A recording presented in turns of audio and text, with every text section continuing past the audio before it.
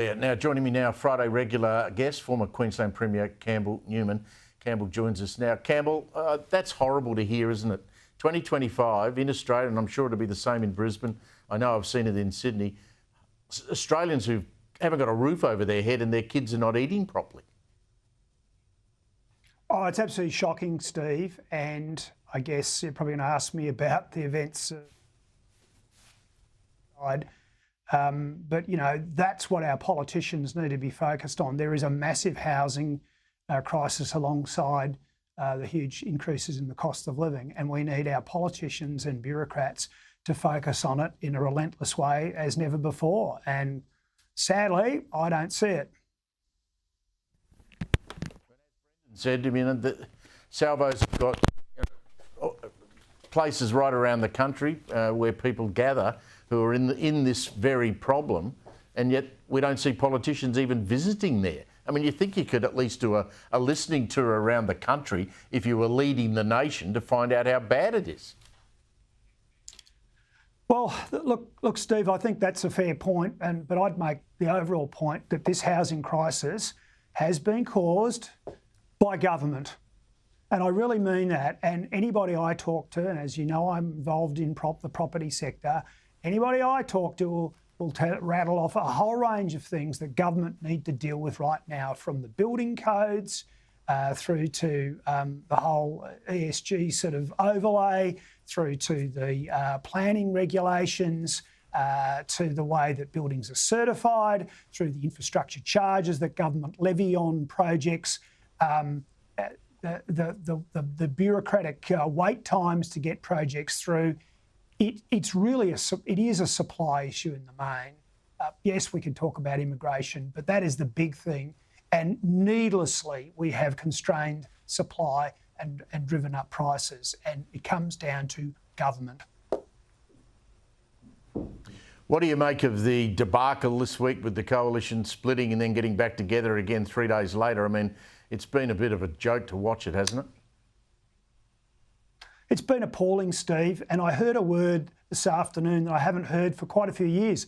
I met up with some old army mates, and the consensus was they need to be bished.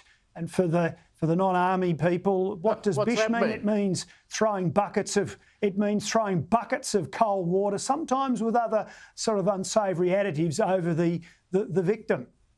So that's what these people thought. And, you know, look, we just talked about the homelessness issue and the housing sort of affordability crisis. Similarly, we've got a major issue at the moment where the government wants to bring in taxation of unrealised gains. Have you ever heard anything in the last week from any person in either the Nats or the Liberal Party? They've been busy fighting each other, talking about each other and internal politics, and the rest of us watch on where we have no effective opposition. It is incredibly frustrating. They have really, damaged themselves, for hopefully the short term, even more than what happened in the election campaign. It's a hell of a long way back, isn't it, when you think that there's probably going to be 94 Labor lower house members of Parliament to the Coalition's 43. That's not a 3-year turnaround, might even not be a 6-year turnaround. Well, dare I say it, Anastasia Palaszczuk managed to do it in Queensland.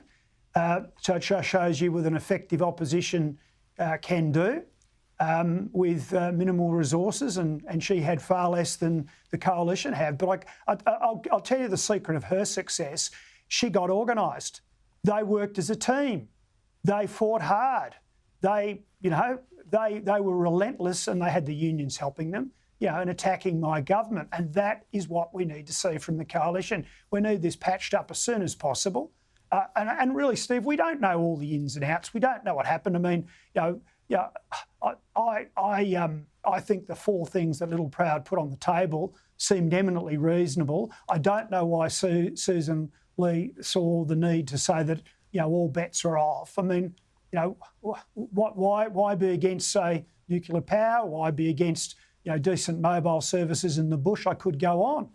So, but then there's also this undercurrent about sort of being able to speak out in shadow cabinet. So we really don't know what happened. The bottom line was there has to be a coalition, there has to be effective teamwork, and the sooner they get together and work out what their alternative vision and program for Australia is, the better off we'll all be, because then they can get on and hold this government to account. Campbell, as usual, great to see you. Thanks. I'll see you next Friday.